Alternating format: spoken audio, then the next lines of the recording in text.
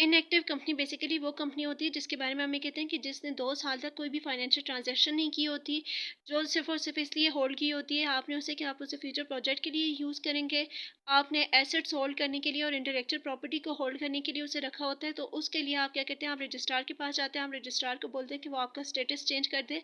और inactive company basically वो company होती है जो कि basically list non listed company होती है, ठीक है। नॉन लिस्टेड कंपनी वो लिस्टेड कंपनी होती है जिसके शेयर्स खरीदे और बेचे नहीं जा रहे होते, ठीक है।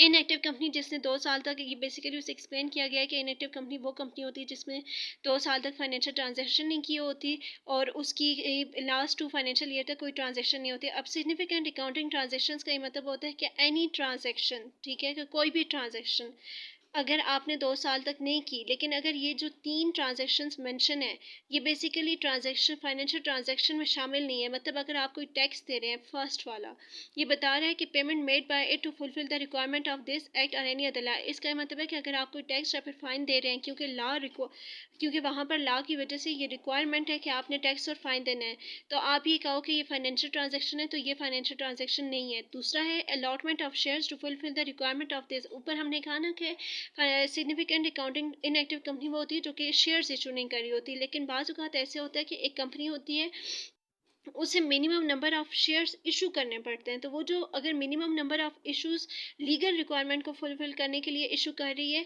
तो वो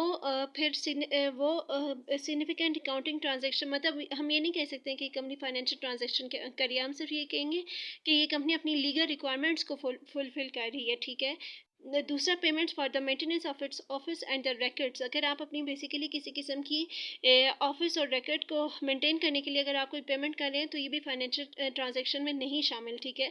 और जो रजिस्ट्रार है वो बेसिकली क्या करेगा कि फिर कंपनी को इनएक्टिव कंपनी का स्टेटस देगा और एक सर्टिफिकेट देगा। फिर उसके बाद आप वो सर्टिफिकेट रजिस्ट्रार को देंगे। वो अगर कंपनी ने जो है वो दरअसल अपनी फाइनेंशियल स्टेटमेंट जो है वो दरअसल फाइल नहीं की या फिर एनुअल रिटर्न जो है वो दरअसल 2 साल की नहीं थी तो कंपनी जो है वो दरअसल नोटिस करेगी उसे और फिर उसके बाद उसका स्टेटस जो है वो दरअसल इनएक्टिव कंपनी में चेंज हो जाएगा। अब एक इनएक्टिव कंपनी के लिए रिक्वायरमेंट होती है उसके पास मिनिमम नंबर ऑफ डायरेक्टर्स होते हैं, ठीक है।